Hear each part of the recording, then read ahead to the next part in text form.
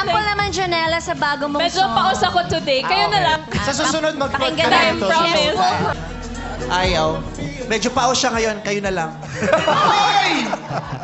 Okay, sige. Si ano?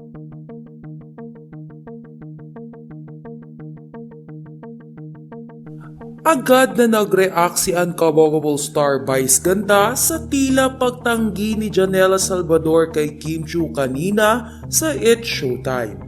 Sa latest episode ng It's Showtime, April 2, 2024 ay nag-promote ng movie ang Thai actor na si Win Metawin kasama ang kapamilya actress na si Janela Salvador.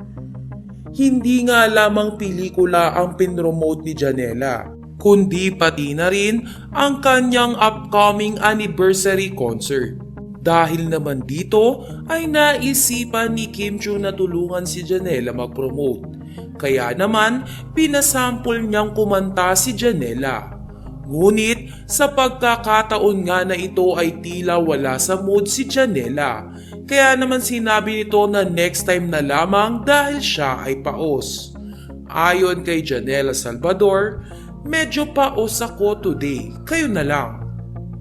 Bakas naman sa mukha ni Kim Chiu ang pagkadismaya sa naging tugon sa kanya ni Janela Salvador. Dahilan para bigyan ng pansin ng madlang people ang eksena na ito kanina sa It's Showtime. Anila ay merong attitude si Janela. Sana daw ay sinabi na lamang nito na siya ay paos at hindi na dinugtungan ng kayo na lang. Para kasi sa madlang people ay mali na pinasa ni Janela sa Showtime family ang pinapagawa sa kanya ni Kim Chiu. Lalo na at nais lang naman makatulong ni Kim Chiu sa pagpopromote ng concert ni Janela. Sa kabilang banda, agad na nag-react si Vice Ganda sa nangyari sa first gap ng kanilang programa. Sa segment na Especially For You nga ay binanggit ni Vice ang sinabi ni Janela sa contestant nila na ayaw gayahin ang mga searchy. Ayon kay Vice Ganda, ayaw, medyo paos siya ngayon, kayo na lang. Tawang-tawa naman si Kim Chiu pagkatapos itong sabihin ni Vice Ganda. Naintindihan naman ng madlang people na double meaning ang binitawang salita ni Vice Ganda. Kung mapapansin kasi ay sayaw ang ginagawa ng mga searchy, kaya naman hindi tugma ang term na paos sa mga ito.